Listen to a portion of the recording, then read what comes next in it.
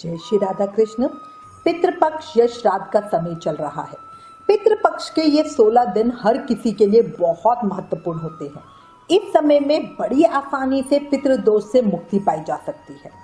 अब आज इस वीडियो में हम आने वाले व्रत त्योहार यानी अश्विन मास के कृष्ण पक्ष की एकादशी, प्रदोष व्रत, अमावस्या और शिवरात्रि व्रत के विषय में चर्चा करेंगे। कब व्रत करें, पूजा का शुभ मुहूर्त समय क्या है, व्रत पारण समय क्या है, आदि बहुत सारे विषयों पर चर्चा करेंगे। बहुत सारी जानकारी एक ही वीडियो में मिलेगी, इसलिए प्लीज वीडियो लास्ट तक जरूर देखना। अगर आप हमसे कोई प्रश्न पूछना चाहते हैं तो टेलीग्राम पर हमें मैसेज करें। आने वाले व्रत त्योहारों का रिमाइंडर, डेली का पंचांग और राशिफल अपने फोन पर पाना चाहते हो तो व्रत लिखकर 9821025751 पर व्हाट्सएप मैसेज करें। वीडियो पसंद आए तो प्लीज लाइक और शेयर जरूर करना। चैनल पर नए हो तो जल्दी से चैनल सब्सक्राइब कर दो। अब चर्चा शुरू करते हैं। अश्विन मास के कृष्ण पक्ष की एकादशी। अश्विन मास का कृष्ण पक्ष पूरी तरह से पितरों को समर्पित समय होता है। पितृपक्ष में आने वाली इंदिरा एकादशी पितरों के उद्धार के लिए बहुत खास और सरल उपाय मानी जाती है। इंदिरा एकादशी व्रत करने से हमारे सभी पितरों को सहज ही मोक्ष की प्राप्ति हो जाती है।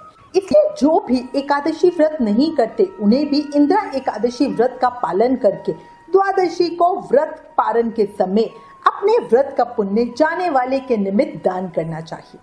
ऐसा करने से पितरों को शांति और मुक्ति मिलती है और साधक को पितृदोष से राहत और महापुण्य मिलता है। अब आपको इस साल 2024 में इंदिरा एकादशी व्रत पूजा का शुभ मुहूर्त समय और पारण समय बताती हूँ। इस साल पद्मनाभ मास यानी अश्विन मास के कृष्ण पक्ष की इंदिरा एकादशी का व्रत 28 सितंबर 2024 दिन शनिवार को रखा जाएगा। एकादशी के दिन पीपल की पूजा बहुत फलकारी होती है और इस बार एकादशी शनिवार को होने से पीपल की पूजा का फल कई गुना होकर मिलेगा। इसलिए इस बार 28 सितंबर को इंदिरा एकादशी वाले दिन सुबह और शाम दोनों समय पीपल की पूजा जरूर करना। इस साल बहुत शुभ संयोगों के साथ पूरे दिन की एकादशी है। इस बार भक्तों को किसी भी तरह की कोई भी कंफ्यूजन नहीं होगी। सभी जगह, सभी संप्रदायों में, सभी धार्मिक स्थलों पर एक ही दिन एकादशी व्रत का पालन किया जाएगा। अब सबसे पहले मैं आपको एकादशी तिथि का समय बता देती हूँ। पंचांग के अनुसार 27 सितंबर दोपहर में 1:20 में अश्विन मास के कृष्ण पक्ष की एकादशी तिथि की शुरुआत हो रही है और इसका समापन अगले दिन यानी 28 सितंबर को दोपहर में 2:49 पे होगा। इसलिए उदय तिथि के अनुसार 28 सितंबर को ही एकादशी का व्रत रखा जाएगा। इस तरह पूरे दिन की बहुत शुभ संयोगों के साथ एकादशी है। सूर्योदय में एकादशी का व्रत 28 सितंबर को ही रखा जाएगा, याद रखना। फिर बता रही हूँ, सभी धार्मिक स्थलों जैसे बांके बिहारी जी मंदिर वृंदावन में, राधा रमन जी मंदिर वृंदावन में, इस्कॉन में, गौरिया मठ में, खाटू श्याम जी मंदिर सीकर में, उज्जैन में, सभी धार्मिक स्थलों पर एकादशी व्रत का पालन 28 सितंबर को ही किया जाएगा। अब अगर मैं पूजा के शुभ मुहूर्त समय की बात करूं तो इस दिन पूजा का शुभ मुहूर्त समय सुबह 5:23 से लेकर दोपहर में 2:52 तक है। बहुत समय मिलेगा। इस पूजा के शुभ मुहूर्त में ब्रह्म मुहूर्त और विजय मुहूर्त शामिल है। अच्छा, इसके अलावा इंदिरा एकादशी व्रत के दिन सिद्ध योग और साध्य योग का भी निर्माण हो रहा है। सिद्ध योग सुबह 11:50 तक रहेगा और उसके बाद साध्य योग शुरू हो जाएगा जो कि अगले दिन तक रहेगा। वहीं शिव वास योग पूर्ण रात्रि तक है।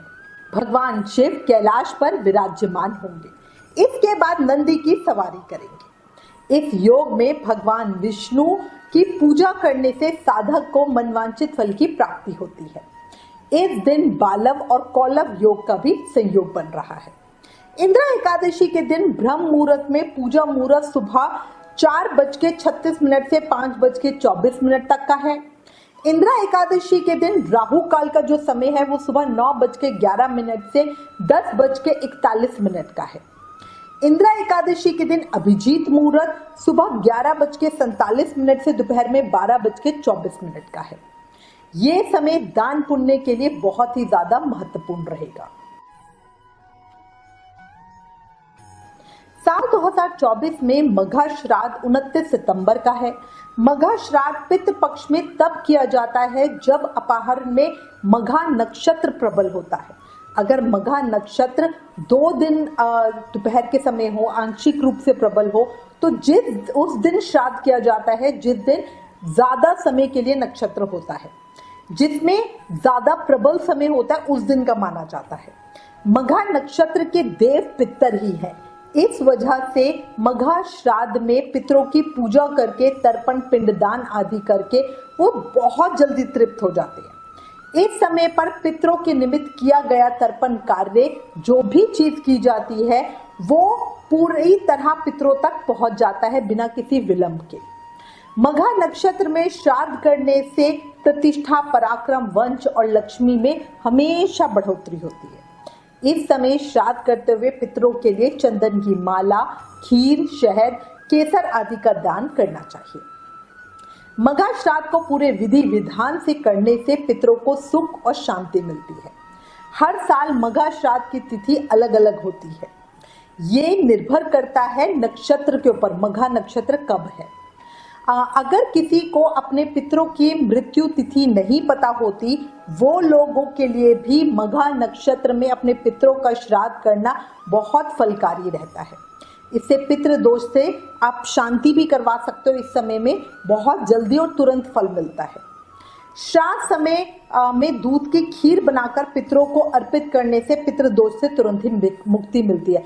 कोई भी श्राद्ध आप कर रहे हो, उसमें खीर पूरी का महत्व बहुत ज्यादा होता है। याद रखना, मघा नक्षत्र में कोई भी नया और मांगलिक कार्य नहीं किया जाता। वैसे तो हम श्राद्धों में ही नहीं करते हैं, बट कभी भी जब भी आपको मघा नक्षत्र मिले, उसमें कोई भी शुभ और मांगलिक कार्य ना करें।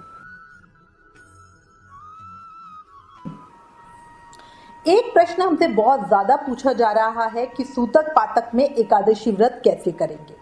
तो देखो, अगर किसी सातक के घर में सूतक लगा हो या पातक लगा हो, मतलब किसी का जन्म हुआ हो या किसी की मृत्यु हुई हो, तो उस समय में साधक कोई भी शुभ काम, पूजा पाठ नहीं करते हैं, क्योंकि सूतक पातक में घर अशुद्ध होता है।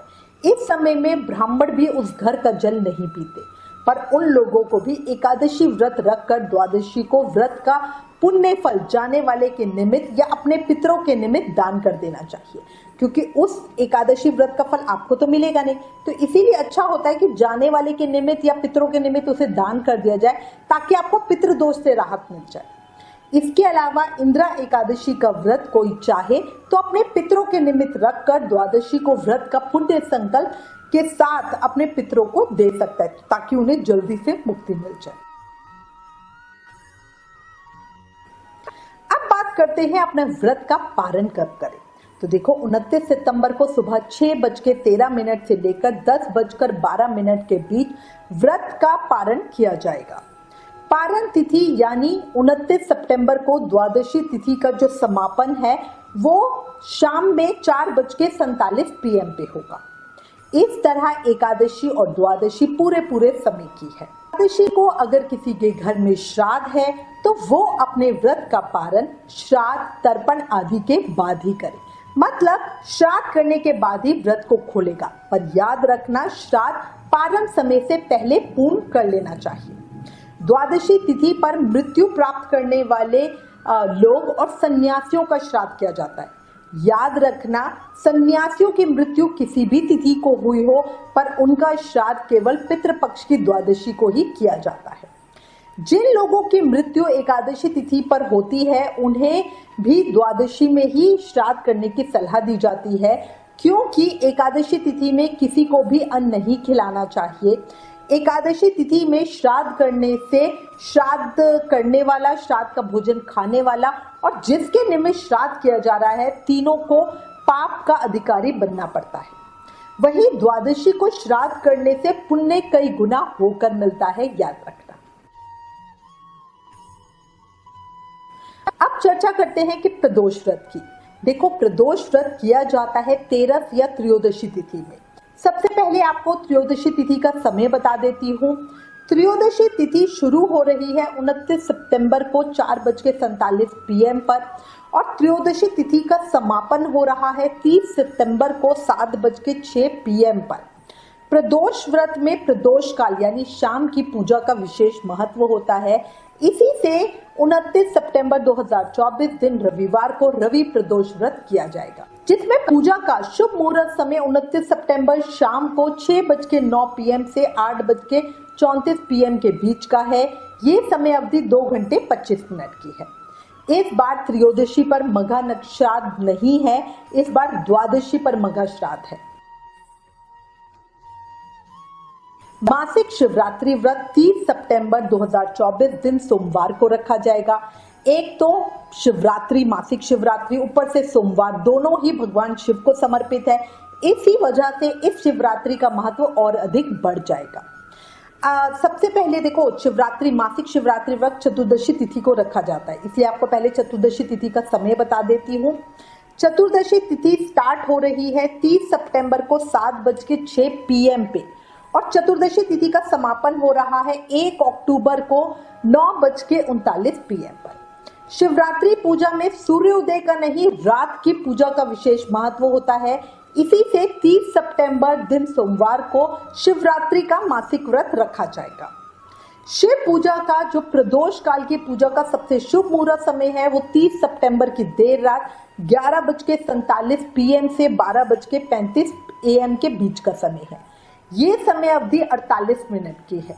चौदस का श्राद्ध 1 अक्टूबर को किया जाएगा। चौदस का श्राद्ध बहुत ज्यादा इंपॉर्टेंट होता है। जो लोग अकाल मृत्यु यानी किसी भी तरह की दुर्घटना, महामारी, हत्या, आत्महत्या या अन्य किसी भी वजह से हुई है, मतलब ऐसी मृत्यु जो स्वाभाविक नहीं है, नेचुरल नहीं है, उन लोगों का श्राद्ध मृत्यु तिथि के हिसाब से नहीं किया जाता। ऐसे लोगों का श्राद्ध केवल चतुर्दशी तिथि को ही किया जाता है, चाहे उनकी मृत्यु किसी भी तिथि को हुई हो। इसलिए चौदस का श्राद्ध बहुत महत्व वाला होता है, जो हम 1 अक्टूबर को करेंगे। शिवरात्रि व्रत भी चौदस में होता है, पर वो एक दिन पहले होगा, और जो श्राद्ध है वो सूर्योदय में होता है, इसलिए वो एक दिन बाद 1 अक्टूबर को किया जाएगा। अब अमावस्या की चर्चा करते हैं। पितृपक्ष की अमावस्या बहुत ज्यादा महत्व का दिन होता है, क्योंकि हर महीने की अमावस्या ही पितरों को समर्पित होती है। ऐसे में पितृपक्ष की अमावस्या का महत्व और बहुत अधिक बढ़ जाता है। हिंदू पंचांग के अनुसार अश्विन मास के कृष्ण पक्ष की अमावस्या को पितृ विसर्जनी अमावस्या और महालय अमावस्या कहा जाता है। इस दिन श्राद्ध पक्ष का समापन होता है और पितृलोक से आए हुए पितरजन अपने लोक में वापस लौट जाते हैं। इस दिन ब्राह्मण भोजन, दान आदि से पितृजन तृप्त होते हैं और जाते समय अपने पुत्र पौत्र और परिवार को आशीर्वाद देकर खुश होकर जाते हैं। इसलिए सब पितृपक्ष की अमावस्या पर पितरों के निमित्त श्राद्ध, पिंडदान, तर्पण आदि जरूर करें। इस साल पितृपक्ष सर्व पितृ अमावस्या या अश्विन अमावस्या 2 अक्टूबर 2024 दिन बुधवार को मनाई जाएगी। इस साल का आखिरी सूर्य ग्रहण भी इसी दिन है, पर उसका असर भारत में नहीं होगा। इसी से कोई भी सूतक काल या ग्रहण की जो सावधानियां होती है वो मान्य नहीं होगी। इसी के साथ मैं उम्मीद करती हूँ इस वीडियो में दी गई जानकारी आपके लिए उपयोगी होगी। इससे रिलेटेड अगर आपके पास कोई भी कमेंट्स या सजेशन है तो प्लीज हमें लिखें। ज्ञान बांटने से बढ़ता है, इसलिए इस वीडियो को ज्यादा से ज्यादा शेयर करें। आप हमें फेसबुक और इंस्टाग्राम पे भी जरूर फॉलो करें। Please like, share and subscribe. Thank you. जय श्री राधा कृष्ण।